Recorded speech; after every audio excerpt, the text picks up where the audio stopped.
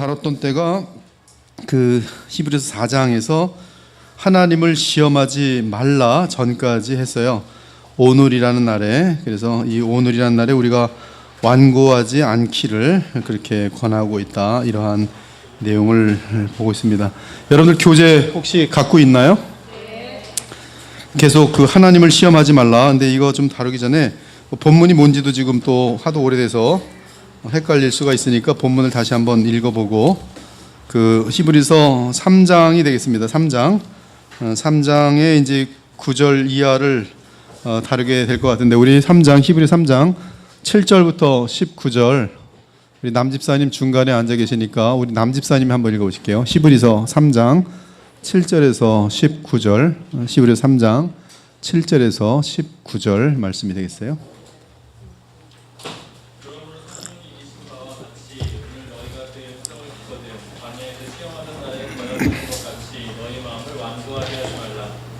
거기서 너희 열조가 나를 시험하여 증언하고 40년 동안 나의 행사를 보았느니라.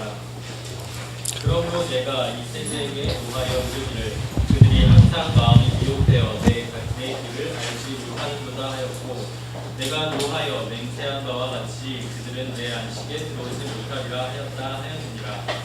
형제들아, 너희는 삼가 혹 너희 중에 누가 믿지 아니하는 악한 마음을 품고 살아계신 하나님에게서 떨어질까 조심할 것이요, 오직 오늘이라 일컫는 동안에 매일 피차 검면하여 너희 중에 누구든지 죄의 유혹으로 완고하게 되지 않도록 하라. 우리가 시작할 때에 확신한 것을 끝까지 견고히 잡고 있으면 그리스도와 함께 참여한 자가 되리라. 성경에 이르시되 오늘 너희가 그의 음성을 듣거든 경노하시게 하던 것 같이 너희 마음을 완고하게 하지 말라 하였으니, 듣고 경노하시게 하던 자가 누구냐? 모세를 따라 애굽에서 나온 모든 사람이 아니냐? 또 하나님이 40년 동안 누구에게 노하셨느냐? 그들의 시체가 광야에 엎드러진 범죄한 자들에게가 아니냐? 또 하나님이 누구에게 맹세하사 그의 안식에 들어오지 못하리라 하셨느냐? 곧 순종하지 아니하던 자들에게가 아니냐?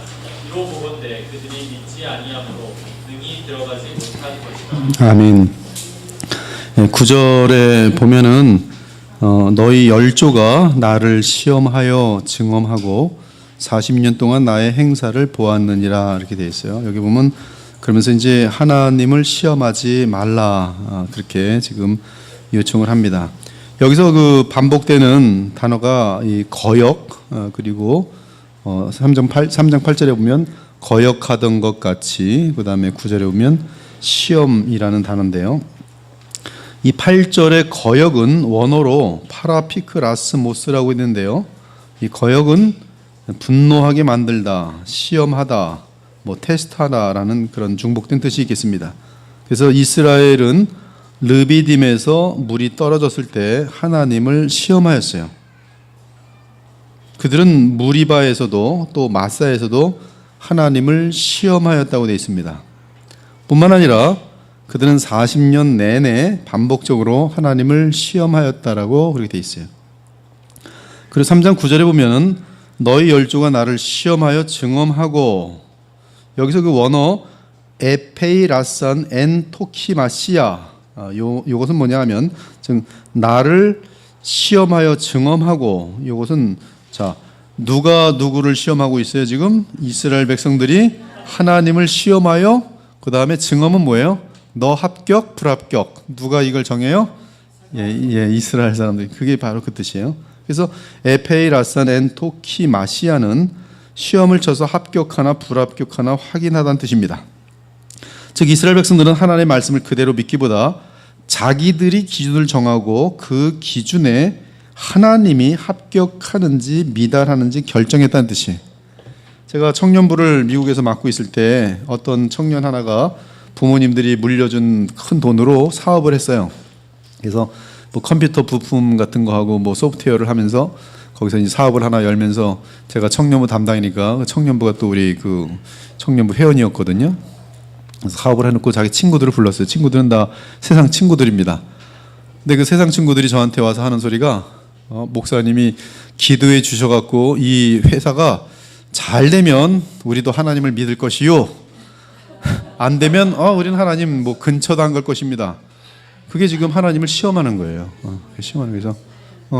자기네들이 이제 뭐 회사 차려놓고서 뭐 회사도 아니에요. 조그만 뭐 하여튼 뭐 골목 가게 만들어 놓고서 이게 잘 되면 우리도 하나님 믿을 거고 안 되면 하나님 안 믿을 거예요. 내가 시험하는 거예요. 내 기준에 따라서. 얼마나 교만하고 어처구니 없는 그런 거겠습니까? 이것이 바로 하나님을 시험한다는 뜻이. 많은 사람들이 그죠? 기도 많이 해요. 철야기도 많이 하고 합격을 위해서 대학 들어가게 해달라고 명문대 마음속에 놓고 주여 이 명문대 꼭 들어가게 하소서. 이번에 시험 치는데 얼마 점수가 나오게 하소서. 나오면은 열심히 주님을 믿겠습니다. 그 말은 거꾸로 뭐예요? 안 나오면 하나님 맘먹겠습니다. 심지어 그렇게 기도하는 사람들도 있어요. 제 뜻대로 안 해주시면 저 둘은 없습니다. 지금 그건 내가 내 삶에 대한 기준을 만들어 놓고 하나님 이렇게 하시면 내가 따를 것이고 믿어줄 것이고 이렇게 안 하시면 나는 그렇게 주님을 버릴 것입니다. 뭐 결혼 문제도 그래요. 자기가 마음에 드는 너무나 좋은 남자 또는 여자가 있으면 이 여자랑 내가 결혼할 수 있으면 하나님 더 열심히 믿을게요. 근데 그 관계가 깨졌더니 교회 안 다녀요. 이것은 지금 내 기준으로 하나님은 이 사람에게 훨씬 더 좋은 상대를 맞는 사람을 준비하고 계신데 자기의 얕은 생각 속에 인간적인 기준으로 현재의 쾌락이나 현재 자기 기준에서 그걸 가지고 하나님을 재는 거죠. 그게 하나님을 시험하는 거예요. 생각보다 많습니다. 우리도 쉽게 그럽니다. 왜 하나님께 삐칩니까? 시험하니까 삐치는 거예요. 하나님께 삐치잖아요. 하나님께서 우리를 향한 사랑을 내 기준으로 확인하려고 하는 그 시도가 시험이에요. 근데 우리 하나님의 사랑을 의심할 수 있어요, 없어요? 없어요. 왜? 자기 아들까지도 아끼지 아니해 주고 십자가에 죽이신 아버지예요. 자신이 친히 우리의 죄값을 치르기에 지옥보다 더 무서운 형벌을 담당하신 분이 우리 주 예수님이에요. 그것은 우리에게 하나님의 사랑을 의심할 수 없도록 만드시는 객관적인 사건이에요. 그래서 그것이 우리에게 기본이 되고 토대가 되어서 우리의 삶을 보는 것이지, 그거 보지 않고 십자가를 무시하고 내 기준으로 나 현실 속에 내 직장 문제로 내 밥그릇 문제로 하나님을 평가하는 것은, 그러면 이제 하나님을 시험하는 일들이 참 많죠. 되게 많아요. 그럼에도 불구하고 하나님께서는 그러한 건방지고 교만한 이스라엘 족속을 진멸시키지 않으시고 40년 동안이나 은혜와 복을 베푸시며 그들을 인도하시고 보호하셨습니다. 이렇게 복되고 은혜로우신 하나님께서는 패역한 이스라엘 백성을 위해 마침내 그분의 아들까지 보내시는 최고 은혜를 허락하시죠. 참 우리가 생각이 짧아요. 짧습니다. 지금 내가 불편해요. 그래서 그 뱃속에 있는 아기를 어볼션, 낙태하죠. 근데 어떤 사람이 낙태하려고 그랬는데 실패했어요. 그래서 애가 태어났어요. 그렇게 죽이려고 그랬는데 안 죽은 거예요. 근데 그 아이가 나중에 보니까 효자네. 그 아이 없었으면 이 부모들의 인생은 정말 비참했을 뻔인데, 그때 죽지 않고 살아난 게 기적이네. 하나님께 찬송과 영광을 돌리는 거예요. 많아요. 사람들이 자기 생각에 그때 잘 되는 게, 제가 여기 지금 요 앞에 지나갈 때마다요, 요 길 삼거리 보면 여기 송도 삼거리 말고 거기 빠지는 길 또 하나 있어요. 거기 우리 남집사님하고 우리 박권사님하고 거기 하나 빈 공간이 나서 거기를 계약하려고 그랬어요. 근데 그 계약을 해주는 사람이 우리는 교회는 싫습니다.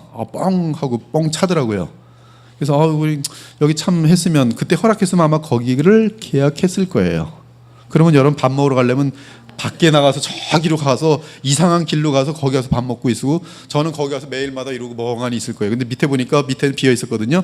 지금 차 고치는 거 다 렌트해서 줬더라고요. 저희 한 사람하고 지나면서, 야, 여기 그때 만약에 그 교육관을 여기가 됐었더라면 지금 교회는 얼마나 힘들까. 근데 그때 안 됐거든요. 안 돼가지고 전 속으로, 하나님 이게 제일 좋은 장소 같은데 왜 막으실까? 저 사람들은 왜, 그러나서 또 한 달 후인가 또 연락해서 들어와도 된대요. 그때는 또 저도 고집이 있어서 안 들어가요. 그래서 안 들어갔어요. 여기 이 방이 날 줄은 꿈에도 아무도 상상 못했습니다. 2035. 근데 때가 참에 2035를 주세요. 그때 만약에 제가 하나님께 왜 저걸 안 주십니까?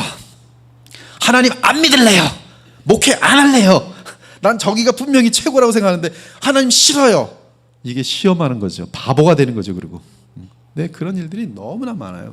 하나님께서는 우리에게 최고의 길들을 항상 열어주고 계시는데 우리는 순간적으로 나의 기준과 나의 판단 가지고 하나님을 시험할 때가 많다는 거예요. 근데 이스라엘 백성들이 그랬다는 거죠. 근데 그러한 이스라엘 백성을 하나님이 버리지 않으신다는 게 더더욱 하나님의 그 사랑이 참 크기만 한 것이죠. 그러나 우리가 잘 알듯이 이러한 그 광야에서 이러한 이스라엘 족속의 그 후손들은 결국 그 아들 예수 그리스도까지 십자가에 못 박는 가장 지독한 악행과 배도를 범합니다. 따라서 광야 40년 동안 나타낸 이스라엘의 배은망덕 그리고 교만, 배도는 결국은 그것이 열매를 맺는데 하나님의 아들 예수 그리스도마저 십자가에 못 박는 그런 배은망덕과 교만과 배도의 그러한 열매를 맺게 되는 것이죠. 그런 전조라고 볼 수 있어요. 그러므로 광야 40년 동안 하나님을 시험하여 불신앙과 불순종에 빠졌던 그들은 약속의 땅인 가나안에 들어가지 못하였고 이를 다윗과 히브리서 기자는 하나님의 안식에 들어가지 못한 것으로 본 것입니다. 하나님의 안식을 누리지 못한 것이. 이스라엘 백성의 제2세대 및 후세대, 우리는 광야에서 죽은 이스라엘 백성의 다음 세대가 여호수아 인도하여 약속의 땅에 들어간 것을 압니다. 그 내용은 히브리서 4장 8절에 나와요. 하지만 그들이 가나안 땅에서 누린 안식은 그들의 죄와 불신 때문에 영구적인 안식은 아니었습니다. 그들은 가나안 땅에서 뭐가 있어요? 사사기가 있어요. 가나안 땅에서도 여전히 완고하고 불순종하는 삶을 살았죠. 그리고 결국은 아수르 제국 그리고 바벨론 제국으로 포로로 끌려갑니다. 북이스라엘은 아수르, 남유다는 바벨론. 그 이방 통치자가 계속 이스라엘을 다스렸고 마침내 로마 제국의 식민지가 되었고 그때 하나님의 아들 메시아가 이 땅에 오셨어요. 로마 시대에 하나님의 아들이 이 땅에 오십니다. 그것은 이 다니엘에서 철의 나라가 있을 때 하늘로부터 이 돌이 날아오는 산에서 캔 돌이 아닌 하늘로부터 오는 돌이 임하는데 그때가 언젠가 하면 바로 이 철의 제국 때에 임하는 것을 다니엘에서 보여주고 있어요. 즉 로마 시대에 메시아가 오는 것을 정확히 보여주고 있습니다.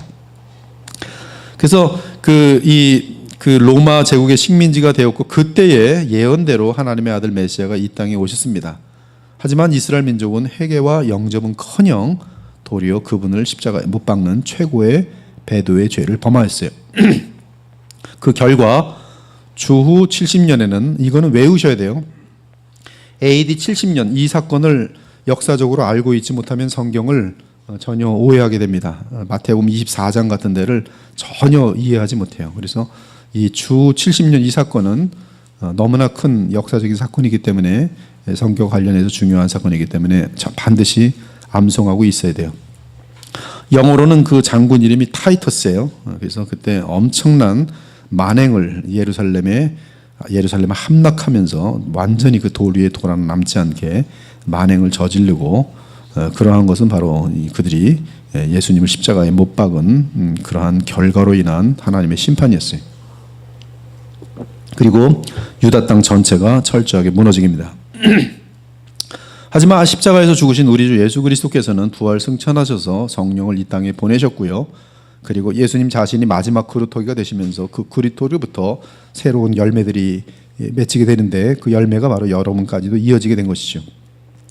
그 이후로 이제 성령으로 인한 이 새 언약의 실제를 이제 맛보게 되면서 성령의 능력과 함께 하늘의 영원한 안식을 이 땅에서도 누릴 수 있게 되었어요. 그래서 로마서 14장 17절에 보면 하나님의 나라는 성령 안에서 의와 평강과 희락이라고 이렇게 알려주고 있습니다. 물론 최종 안식은 그리스도의 재림과 함께 우리 그리스도인들이 영원한 몸을 입고 들어가는 새 하늘과 새 땅이 될 것이에요. 그러나 우리는 오늘도 안식을 맛볼 수가 있습니다. 누구 안에서? 성령 안에서, 예수 그리스도를 믿는 믿음 안에서 안식을 누릴 수가 있어요. 그래서 예수님께서는 무겁고 그렇죠? 무거운 짐진 자들아 다 내게로 오라 내가 너희를 쉬게 하리라 분명히 안식에 대한 약속을 하세요. 이처럼 이스라엘 민족이 가나안 땅에서 누렸던 안식은 우리가 믿음으로 그리스도 안에서 누리는 안식을 예표합니다. 그래서 믿음으로 그들은 가나안 땅에 들어갈 수 있었을 뻔했지만 못 들어갔다는 것은 불신 때문에 안식을 누리지 못했다는 것을 표현하고, 그러나 누구와 누구? 여호수아와 갈렙은 믿음으로 안식에 들어갔다. 그것을 예표하기 위한 것이고, 지금은 누구를 믿음으로 안식에 들어가요? 예수 그리스도를 믿음으로 당장 들어갈 수가 있는 것이죠. 우리는 오늘 본문에서 광야에서 죽은 이스라엘 백성을 기억해야 한다. 그들은 대부분 유월절의 어린 양의 피로 구속함을 받은 신자들이었다. 물론 우리는 그들 각 개인의 영혼 구원에 대해서는 알 수가 없어요. 여러분, 그 구약에 있는 사람들의 영원한 그 운명에 대해서는 우리는 모릅니다. 단지 우리가 아는 것은 그들을 통해서 나타나는 하나님의 메시지예요. 모세가 가나안 땅에 들어갔어요? 못 들어갔어요? 못 들어갔어요. 아론 들어갔어요? 못 들어갔어요? 못 들어갔어요. 그럼 그들은 버림받은 자입니까? 천국 가면 모세 없어요? 아론 없어요? 그러니까 이것은 지금 하나의 큰 그림 속에서의 예표적인 그 메시지를 주기 위함이지, 그 각 개인이 가나안 땅에 들어갔으면 천국 들어갔고 가나안 땅에 못 들어갔으면 천국 들어가지 못했다, 그 뜻이 아니란 말씀이에요. 주려고 하는 메시지는 믿음이 있었다면 그들은 가나안 땅에 들어갔다. 근데 믿음이 없으므로 가나안 땅을 못 들어갔다. 가나안 땅은 무엇을 예표하는가? 안식을 예표한다. 그러면 우리가 믿음이 없으면 안식을 누리지 못한다. 그러나 믿음을 나타내면 안식을 누린다. 그것이 되는 것이죠. 분명한 것은 그들이 광야에서 하나님을 신뢰하였다면 하나님의 약속인 가나안 땅에 들어갔을 것이라는 사실이다. 그러나 아쉽게도 그들은 주 하나님을 믿는 데 실패하였고 도리어 교만하여져서 하나님을 시험하는 자리에 나아가 하나님을 불신하고 불순종함으로써 광야에서 멸망당하였다. 그러므로 이러한 메시지를 주면서 히브리 저자는 계속 주의하라고 경고합니다. 깨어 경성하라. 그분을 향해 눈을 떼지 말고 그분을 생각하고 묵상하고 바라라. 그분이 누구예요? 예수 그리스도예요. 우리의 영원한 대제사장이시고 왕이시고 그리고 마지막 선지자이신, 그렇죠? 1장부터 계속 나오잖아요. 그래서 히브리서에서 마지막 영원한 선지자 예수 그리스도, 마지막 말씀, 최고의 권위입니다. 더 이상 이제 하나님은 하실 말씀이 없어요. 궁금하냐? 누구에게서 물어봐요? 예수님께서 물어. 마지막 말씀이 너희는 그의 말을 들으라. 지금도 성령으로 무슨 하나님의 음성을 듣는다고 하는데 그 말씀은 반드시 어디 안에 있어야 돼요? 예수님 말씀 안에 있어야 돼요. 그러므로 여러분 성경 보면 되는 것이 마지막 말씀이고, 우리의 죄를 해결할 수 있는 마지막 분이 누구예요? 예수님은. 구약은 전부 상징적이었어요. 동물의 피가 우리의 죄를 사할 수 없어요. 그러나 우리는 지금 예수님을 믿음으로 말미암아 그 효력으로 사함을 받을 수가 있어요. 근데 그 하나님의 어린 양의 효력은 영원한 개념입니다. 그래서 구약에서도 오실 메시아를, 그분이 나를 대속할 걸 믿음으로 그들도 죄 사함을 받아요. 시간적으로는 아직 이루어지지 않았지만 그러나 하나님의 영원성에서 그것은 효력이 나타납니다. 그래서 구약에서도 참으로 믿음을 가진 자들은 거듭났다고 볼 수가 있어요. 거듭난 자들은 거기서도 그 남은 자로 존재합니다. 남은 자. 그래서 구약에서는 이 같은 이스라엘 족속이 민족이 있지만은 다니엘 그 단 족속 같은 경우는 뭐 거의가 다 배도로 들어가고요. 예수님 때 보면은 남은 자가 지극히 작아요. 근데 이 남은 자는 누구냐면 소위 거듭난 그리스도인들이에요. 나머지들은 예수님을 알아보지도 못하고 기다리지도 않고, 예수님을 어떤 메시아로 기다리냐면 정치 메시아, 경제 메시아만 기다려요. 지금도 마찬가지입니다. 그러나 이들 중에는 그리스도가 뭔지를 아는 사람이 있었어요. 즉 나의 죄 문제를 해결해 주시고 나의 왕이신 하나님 나라를 가져오실 그 메시아, 마지막 영원한 말씀, 그 메시아를, 그리스도를 정확히 기다리고 있었던, 믿고 기다리고 있었던 하나님의 아들을 기다리고 있었던, 즉 누군지 그 이름은 정확히 모르지만 누군가 오시면 그분은 하나님의 아들로서 그리스도라는 것을 정확히 믿고 있었던 사람들이 구약에서 신실하게 주님을 향한 충성과 믿음을 저버리지 않습니다. 그리고 순종하는 삶을 살아요. 다수가 하나님을 떠나도 우상 숭배해도 이들은 주님께 충성해요. 그들이 성경에서 구약에서 뭐라고 됐냐면 구루터기, 남은 자예요. 남은 자. 그래서 이사야의 가장 중요한 주제입니다. 남은 자. 근데 지금은 교회 세대예요. 전 세계적으로 지금 교회가 섭니다. 근데 데살로니가 후서 2장에 보면 적그리스도가 등장하기 전에 무슨 일이 있어요? 배도하는 일이 있고, 그래서 이제 예수님이 오실 때가 다가올수록 어떤 일이 생기냐면 교회에 다니는 사람은 많은데 다 구원받아요? 아니에요. 똑같아요, 패턴은. 그 중에 남은 자만 받아요. 남은 자가 누구예요? 예수 그리스도를 바르게 믿는 거예요. 어떤 그리스도를 믿는 거예요? 나의 죄 문제 거룩할 수 있도록 하시는 문제. 지금도 많은 사람이 예수님을 돈 벌어주는 기계로 믿는 사람이 있어요. 형통신학. 그렇죠? 이런 것들은 지금 그렇게 그리스도를 믿으면 구약에서 만몬을 믿는 거하고, 그렇죠? 바알을 믿는 거하고 우상 숭배하는 거하고 많이 다르지가 않아요. 그러니까 여러분들은 그리스도가 뭔지를 정확히 알아야 돼요. 그리스도. 그래서 우리가 토요일 아침에 다룬 것처럼 요한복음 20장 31절, 이 성경이 기록된 이유는, 요한복음이 기록된 이유는 우리로 하여금 예수가 하나님의 아들 그리스도이심을 믿게 하려 함이요. 그리고 그분의 이름을 힘입어 계속 믿으면서 생명을 얻게 하려 함이라, 이렇게 돼 있어요. 근데 그리스도가 뭐냐 이거죠. 그리스도가 뭡니까? 사람들에게 물어봅니다. 그리스도요? 모르겠는데요. 이 사람은 지금 예수님을 뭘 믿는지를 아무것도 모르는 거예요. 그렇죠? 주는 그리스도시요 살아계신 하나님의 아들이십니다. 고백은 했어요. 그래서 제가 물어봐요. 그리스도가 뭐예요? 모르겠는데요. 그리스도가 뭐예요? 돈 벌어주는 거 아닙니까? 그리스도가 뭐예요? 유명하게 만드는 거 아니에요? 이 사람은 아무것도 모르는 거예요. 지금 예수님 믿는 게 아니에요. 지식이 없는 거예요. 구원하는 지식이 없는 거예요. 노티치아. 구원하는 믿음이 없는, 구원하는 지식이 없는 거예요. 일단 우리가 구원받으려면 지식이, 진리의 지식이 있어야 돼요.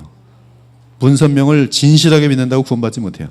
신천지를 열심히 믿는다고 진실하게 믿었는데 구원받지 못해요. 내가 진실하게 믿느냐, 그것이 중요하지 않고 그보다 더 중요한 것은 내가 믿는 내용이 진리냐. 진리는 뭐냐면 이 성경에 기록된 이유는 예수가 하나님의 아들이요 그리스도라는 것을 알아야 돼요. 알아야 돼요. 그것을 믿고 알아야 돼요. 근데 거기서 멈추지 말고 생명을 누리려면 그 그리스도의 직분이 내게 역사가 돼야 돼요. 대제사장으로서의 직분이, 그것이 그 이름을 힘입는 거예요. 주님은 나를 위한 대제사장이다. 구약을 보니까 대제사장 뭐였어요? 내가 죽어야 되는데 내 죄를 담당해서 양들이 죽었어요. 그리고 대제사장은 너는 형벌을 받을 필요가 없다고 선포해주고, 그리고 법적으로 자유함을 줬어요. 그것이 그리스도예요. 또 그리스도는 다윗을 통해서 보니까 하나님의 나라를 세우시는 분이에요. 다윗을 통해서 그 나라가 어떤 나라인지 보여줍니다. 방금 전까지 사사시대로서 죄악이 관용했어요. 사람마다 자기 속에는 옳은 대로 행하면서 완전히 부패했어요. 근데 다윗 왕이 서니까 싹 사라집니다. 어둠은 순식간에 사라져요.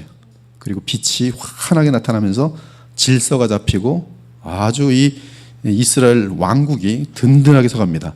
다윗이 등장해도 그 정도인데 태양처럼 밝으신 예수 그리스도께서 그분이 왕으로 서시는 나라는 얼마나 완전하며 얼마나 공의가 넘치며 얼마나 확실한 나라겠어요.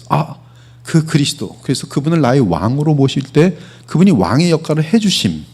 여러분들이 원수에게 위험을 당해도, 마귀로부터 유혹을 받아도 왕 대신 주님을 붙들고 있으면 그 유혹들이 다 막히고 차단되고 여러분으로 하여금 이기도록 하시는, 왕은 그 이름이 뭔지 아십니까? 승리예요. 승리.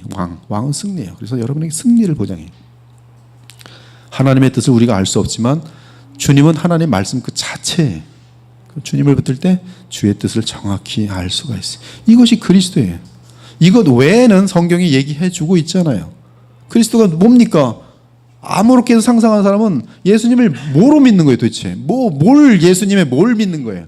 사람들이 예수님 믿는다고 하면 천국 가되더라고요. 그래서 나는 예수님 믿습니다. 뭘 믿습니까? 예수를 믿어요. 근데 예수를 뭘 믿는 거예요? 예수를 뭐로 믿는 거예요? 모르겠는데요?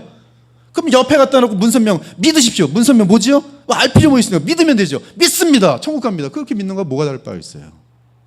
예수가 누군지 하나님의 아들이심을 알아야 돼요. 그분은 하나님의 아들이세요. 그리스도시에요.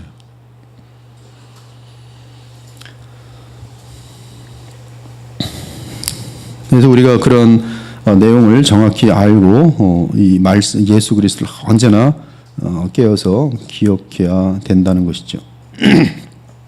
그래서 우리는 계속 주의해야 됩니다. 계속 그 예수님을 생각하고 묵상하고 바라는 것이, 얼마나 많은 사람들이 예수 그러면은 그 이미지네이션, 그 자기 나름대로 예수님을 생각해요. 되게 재미난 얘기를 해줄게요. What would Jesus do? WWJD.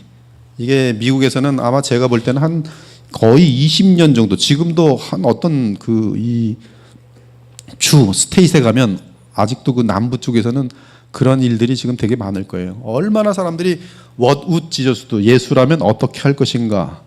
여기에 대해서 이게 센세이션을 일으켰냐면 머리에도 WWJD, 팔찌도 팔아요. 팔찌 WWJD. 뭐 옷도 WWJD. 그 예수님이라면 어떻게 할 것인가?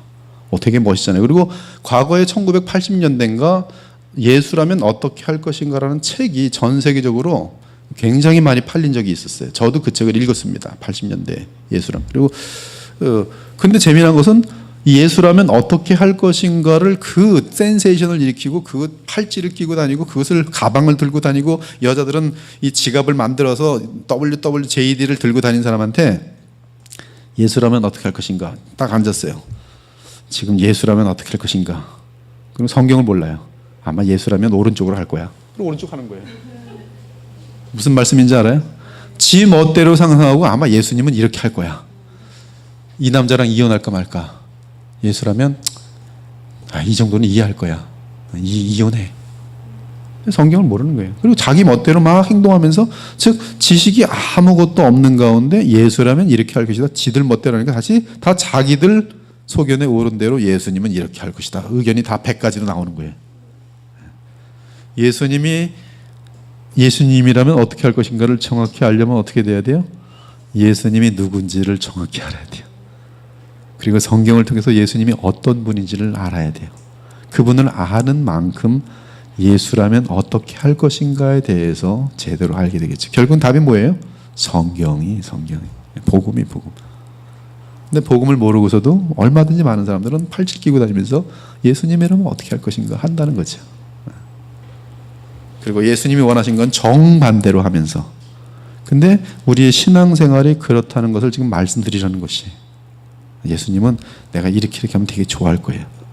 근데 바울도 그랬어요. 예수님이라면, 하나님이라면, 근데 예수님이 아니겠죠. 바울에게는 하나님이라면 내가 이 크리스찬들을 감옥에도 가두고 죽이는 걸 하나님은 너무 좋아하실 거야.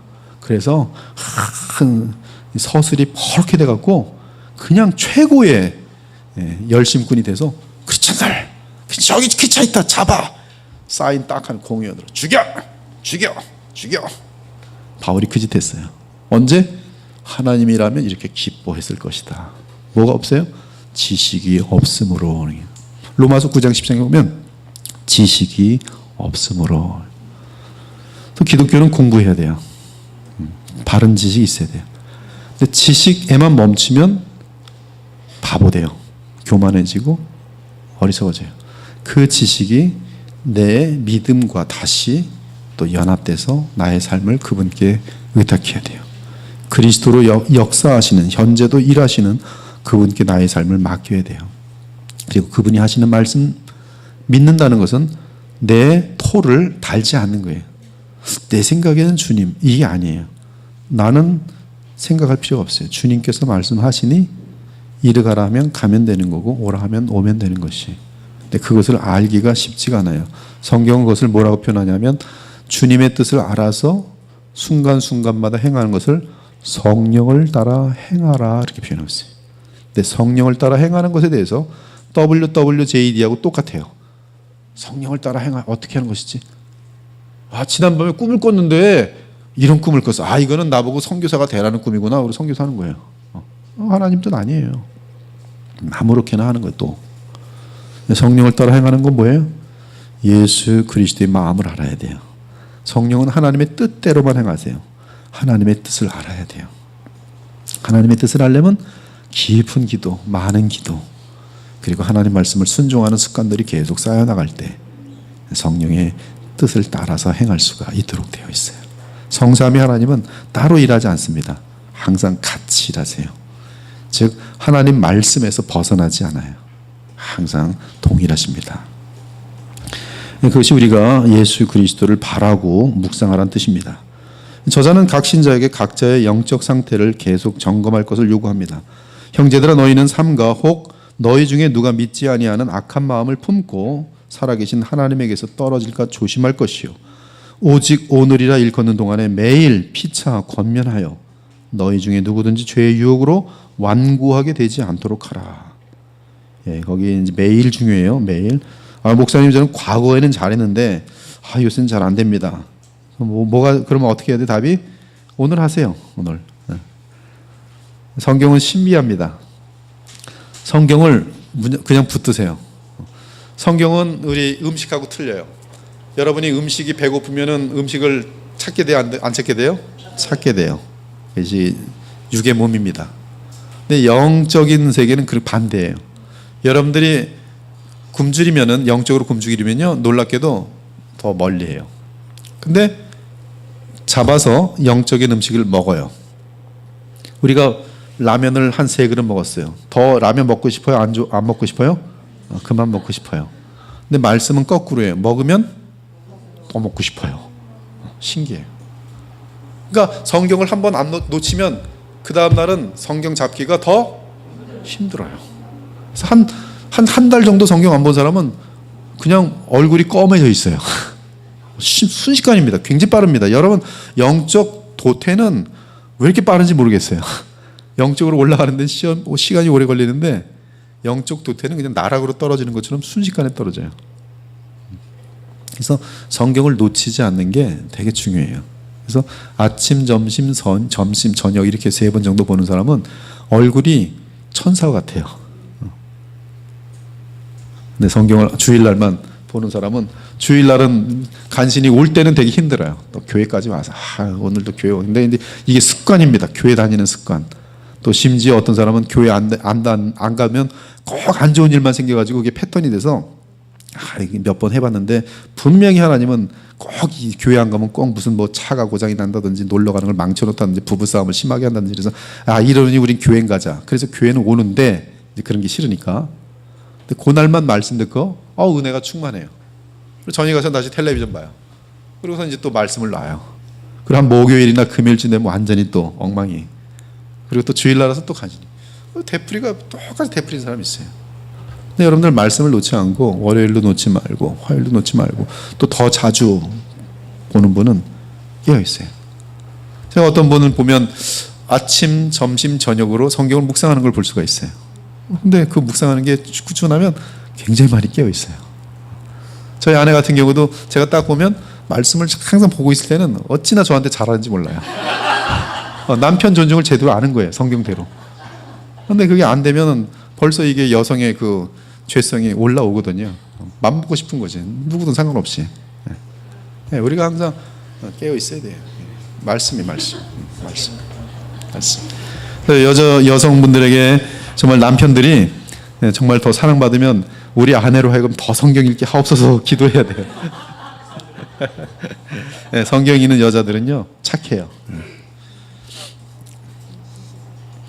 그래서 행복한 가정 되려면 뭘 해야 돼요? 드라마 많이 봐야 돼요?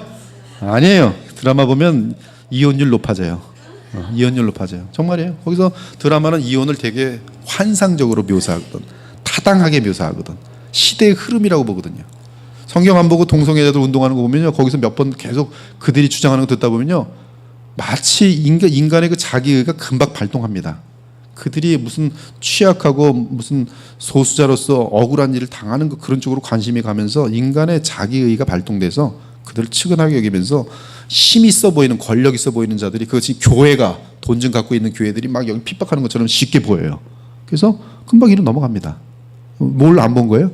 성경 안 보는 거예요. 성경 안 보는 거예요. 근데 성경을 계속 보고 있으면 하나님이 얼마나 이러한 부자연스럽고 그리고 변태적인 모습들에 대해서 진노하시는지를 놓칠 수가 없어요. 그러니까 딱 보면 하나님이 보실 때 이거는 가증하니라. 그렇게 이렇게 가증한 거예요.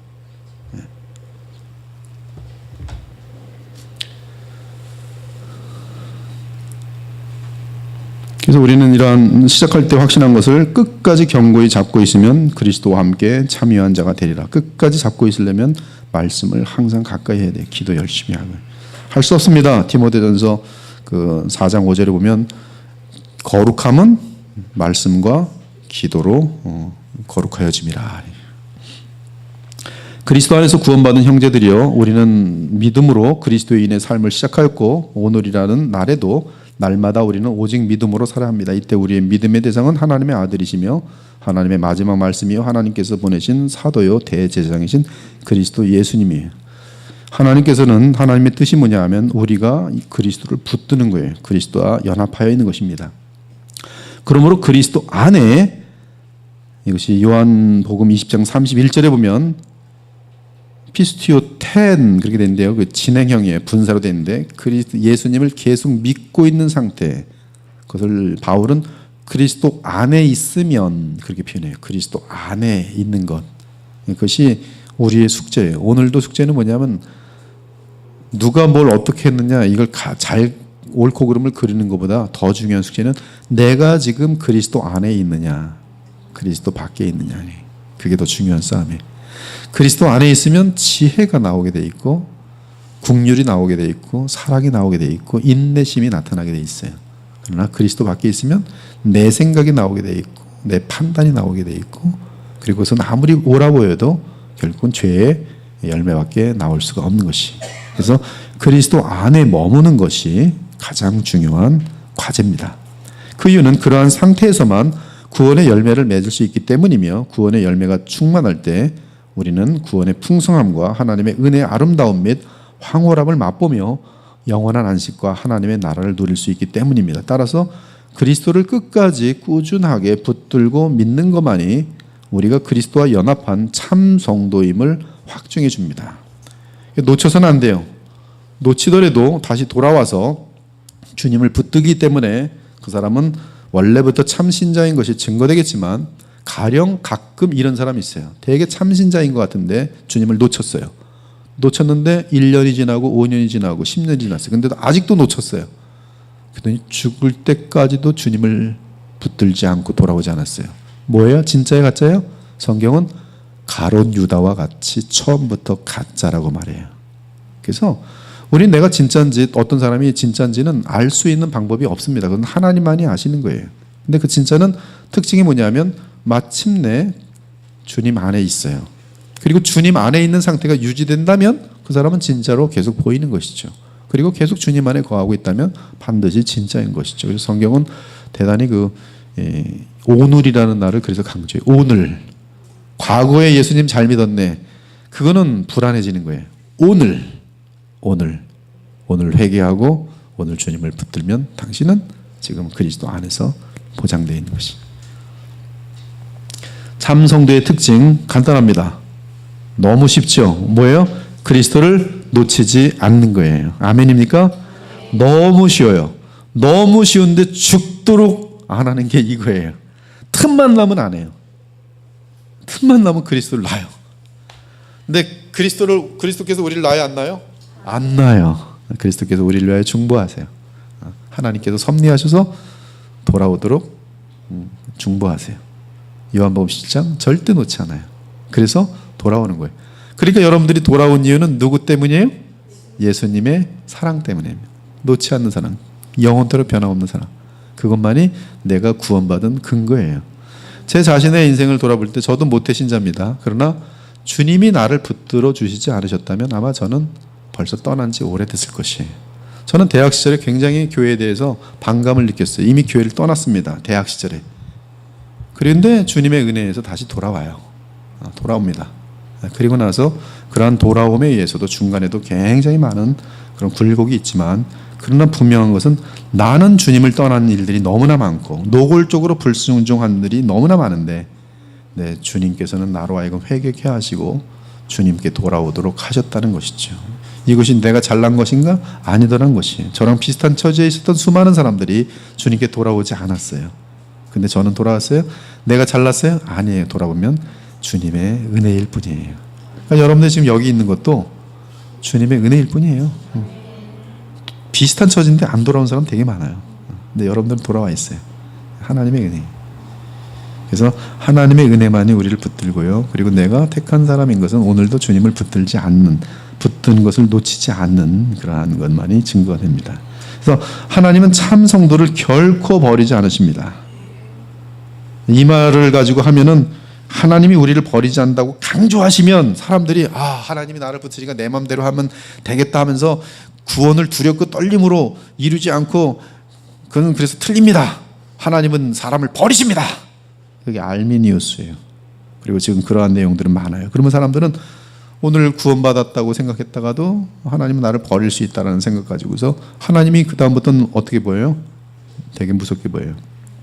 그리고 어느 정도까지 만족시켜야 주님이 나를 안 버리시는지 사람마다 기준이 다 틀려요. 이거는 절대 기준도 될 수 없고 예수님께서 우리를 위하여 역사하시고 일하시는 모든 것들을 부인하는 그런 것이기 때문에 여러분 그런 알미니우스의 그 계통의 가르침들이 인간들이 볼 때는 되게 별 차이가 없는 것 같아도요. 영원한 관점에서 보면 그건 굉장히 그 하나님의 십자가의 공로와 지금도 일하시는 예수 그리스도의 무한한 은혜에 대한 모독입니다. 그래서 기독교 역사 속에서는 돌트 회의를 통해서 지금 시대가 볼 때는 돌트 신경이 굉장히 그 격하고 너무 세다고 말할지 모르겠어요. 그러나 하나님의 완전한 은혜에 대한 그 어떠한 것을 허무는 그래서 인간의 공로로 하나님의 은혜를 살 수 있다라고 착각하는 모든 것들에 대해서 돌트는 저주를 내립니다. 그것은 마귀의 작품이라고 저주를 분명히 내리고 있어요. 신기하게도 그것이 교회사의 가장 마지막 공교회의 선포라는 것이 참으로 신기해요. 저는 그 선포를 붙들고 있습니다. 그 고백만큼 강렬하게 얘기하지 못하지만 그러나 그것은 하나님께서 교회 역사 속에 남겨놓은 그런 진리라고 조금도 흔들리지 않고 붙들고 있어요. 즉 하나님은 나를 버리신다? 안 버리세요. 절대 버리실 수 없어요. 내가 진짜라면. 단지 중요한 것은 내가 진짜이기 위해서는 뭐를 입증해야 돼요? 주님을 놓지 않아야 돼요. 주님을 놓지 않는 한 여러분은 진짜이며 하나님은 여러분을 버리신 적이 단 한 번도 없어요. 감사하죠? 네, 아멘입니다. 그래서 만일 이 글을 읽는 독자가 참 성도라면 호흡이 마치는 그날까지 그리스도를 놓치지 않을 것이에요. 왜 그리스도를 놓치지 않아요? 그리스도께서 나를 놓치지 않기 때문에. 네. 여러분들이 만약에 그리스도를 놓치면 하나님께서는 어떻게 하세요? 두들겨 때리세요. 그래서 세상 사람들은 죄 짓고도 잘 사는데 여러분들은 이제 주님께 가까우면 가까울수록 죄 짓고 나면 어떻게 돼요? 비참해져요. 근데 그게 고마운 거예요? 고맙지 않은 거예요? 고마운 거예요. 왜? 예수님 앞에서 더 거룩하여질 수 있도록 영원한 가치를 계속 만들어주기 때문에 고마운 거예요. 근데 세상에 가치만 있는 사람들은 이게 화가 나겠죠. 아예 하나님 좀 내버려 두세요. 좀 저 좀 컨닝하고 다들 성공하는데 나도 컨닝하고 성공하도 좀 두세요. 그럼 하나님께서 얼마나 섭섭하겠어요. 얘는 썩어질 것을 위해서 에서처럼 그렇죠? 영원한 것들을 발로 뻥차고 있는 것이죠. 기도가 어떻게 바뀌는지 아십니까? 예수님의 십자가를 통해서 지옥에 합당한 내가 주님의 은혜로 구원받았다는 사실을 알게 된 다음부터는 기도가 이렇게 바뀌어요. 주님, 제가 너무나 아파도 좋으니 이제부터 제가 주님의 뜻대로 행하지 않으면 때려주세요. 진심으로 그 기가 나옵니다. 때려주세요.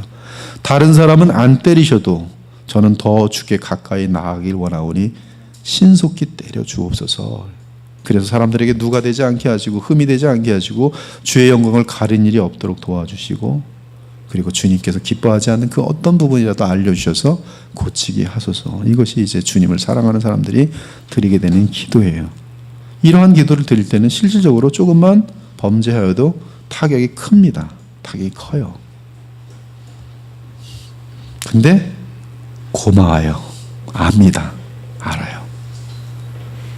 그들은 거룩을 사기 위해서 세상의 명예와 돈과 모든 것들을 내려놓은 사람들이에요. 그들이 바로 크리스찬들이, 진정한 크리스찬들이에요. 그리스도를 믿고 의지하는 한 우리의 구원은 영원히 보장되어 있어요. 배도에 빠지지 않는 한 우리의 구원은 생명처럼 확인이 가능합니다. 우리는 그러므로 서로 날마다 격려해야 하고요. 믿음을 격려해야 합니다. 우리가 믿음을 격려하면 원래부터 가짜인 신자는 믿음의 격려를 거부하고 본성을 드러낼 것이지만 거기 여러분들은 줄을 치셔야 돼요. 믿음을 격려하면, 온전한 믿음을 격려하면, 온전한 복음을 전하면 가짜들은 기분이 좋아져요? 화를 내요? 신기합니다. 가짜들은 바른 복음을 전할 경우 기분 나빠해요. 그리고 그 복음 때문에 사람을 미워하고 또 하나님까지도 싫어합니다. 왜냐하면 그 사람이 원하는 건 뭐예요? 세상에 썩어질 것들이거든. 근데 진짜는 복음을 들으면 들을수록 그렇지, 내가 이러면 안 되지. 고마워요. 내가 당신 이 말만 안 들었으면 오늘 또 이 연약함 가운데 또 죄에 빠져서 헤맬 뻔했는데 그 말하기가 얼마나 힘들었겠어. 고마워. 그래서 속으로 정신 차려야지. 내가 주님을 위해서 더 바르게 살아야지. 이게 진짜들의 반응이에요. 그러므로 우리는 서로 권면해야 돼요. 권면하면 무엇과 무엇이 나뉠 수도 있는 거예요. 가짜와 진짜들도 나뉠 수가 있는 것이. 참된 신자들은 서로 믿음을 격려하며 더욱 흔들리지 않는 강한 믿음을 소유하게 되면서 그리스도 안에 있는 복을 충분하게 누리게 될 것입니다. 그러므로 우리는 서로 참 믿음, 누구만을 믿는 믿음? 예수님만을 믿는 믿음. 어떤 믿음? 영원한 것을 더 소중히 여기는 믿음. 모세가 믿음으로, 정확히 믿음이에요. 누구에 대한 믿음? 그리스도를 믿음으로. 히브리서 11장에 보면 모세가 그리스도를 믿음으로 이 세상에서 누릴 영광들과 재물들과 그 허영들을 어떻게 하리고? 다 버리고 썩지 아니할 기업을 바라보았다 돼 있어요. 뭐 처음 듣는 것처럼 얼굴인데 직접 확인하시고 마치도록 할게요. 히브리서 11장. 그것이 믿음이란 말이죠. 제 말씀은 참 신자들이 갖는 믿음이에요. 히브리서 11장 24절, 25절, 26절만 보아도 되겠습니다. 믿음으로 모세는 장성하여 바로의 공주의 아들이라 칭함받기를 거절하고 도리어 하나님의 백성과 함께 고난받기를 잠시 죄악의 낙을 누리는 것보다 더 좋아하고 누구를 위하여? 그리스도를 위하여 받는 수모를 애굽의 모든 보화보다 더 큰 재물로 여겼으니 이는 상주심을 바라봄이라. 이것이 믿음이라는 것이죠. 24절에 믿음으로.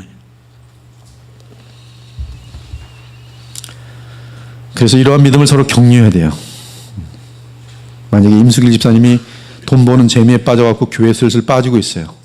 제가 믿음을 격려하면 어떻게 돼요? 전화해서 돈 좀 그만 벌고 교회 좀 나오세요. 이게 믿음의 권면이에요. 그랬더니 화를 내면서 목사님 무슨 말씀하시는 거예요? 이러면 가짜예요, 진짜예요? 가짜예요. 그렇지, 내가 돈도 중요하긴 하지만 이렇게 돈 버느라고 주님을 멀리하면 안 되지. 목사님 알겠습니까? 알겠습니다. 다음부터는 더 말씀과 기도에 힘쓰겠습니다. 이러면 진짜예요, 진짜예요. 거기서 차이가 나는 거예요. 성령께서도 우리에게 주 예수님의 음성을 듣고 마음을 열어 주를 붙들라고 권고하신다. 아무도 죄로 인하여 주의 부르심에 마음을 합당하게 강팍하게 하는 일이 없도록 하라고 경고하신다. 죄를 지면 마음이 강팍해집니다. 여러분들이 죄에 붙들리면 주님의 음성이 짜증이 나요. 여러분 게임에 빠진 애들 경험 많을 거예요. 엄마가 밥 먹어 그러면 뭐라 그래요? 신경질 내요. 이따 먹게. 야 지금 밥 차려놨어. 게임 열심히 하고 있는데 그러면 엄마 막 미워합니다. 와서 밥 먹으라니까 확 집어던지. 여기까지 가면 이제 게임에 이제 빠져 있는 것이죠. 근데 이게 일반 사람들에게 죄악을 사랑할 때 하나님께서 이제 간섭하시면 목사도 귀찮고 다 싫은 거예요. 굉장히 강팍해져 마음이. 이게 자기를 위해서 영원한 가치들을 위해서 돌아오도록 말하는 건데 더 격분하는 거예요. 왜? 죄를 짓느라고. 그것이 강팍이에요. 강팍. 마음이 완고해지는 것입니다. 죄를 사랑하게 되면 반드시 마음이 강팍하게 돼 있어요. 아이들이 강팍해지면요 부모 말 우습게 합니다. 목사 말 우습게 알아요. 성경 농담으로 여깁니다. 마음이 돌처럼 강팍해진 것이. 왜 강팍해졌어요? 자기 죄를 짓고 싶은 그 강렬한 욕구가 그의 마음을 휘어잡고 있기 때문에. 누가 그를 잡고 있는 거예요? 사실은 마귀가 잡고 있는 거예요. 그러면 우리는 예수님을 놓치지 않도록 항상 깨어 있어야 돼요. 우리 모두가 호흡 마치는 그날까지 죽도록 그리스도만을 붙드는 그런 참된 신자로 증명될 수 있기를 바랍니다. 오늘 요까지 하고 다음 주에 4장으로 넘어가죠. 제가 4장 끝까지 다 준비했는데 항상 요것까지 못하는 것 같아요. 참 재밌어요. 많이 준비해놓고 항상 조금 하고 많이 준비해놓고. 기도하고 마치겠습니다. 하나님 감사합니다. 오늘도 거룩한 주의 날에 또 주의 존전에 나와서 주의 영광을 보고 예배드리고 또 성도들 간에 또 주님 안에서 서로 교통하며 사랑하게 하시니 얼마나 감사한지 모릅니다.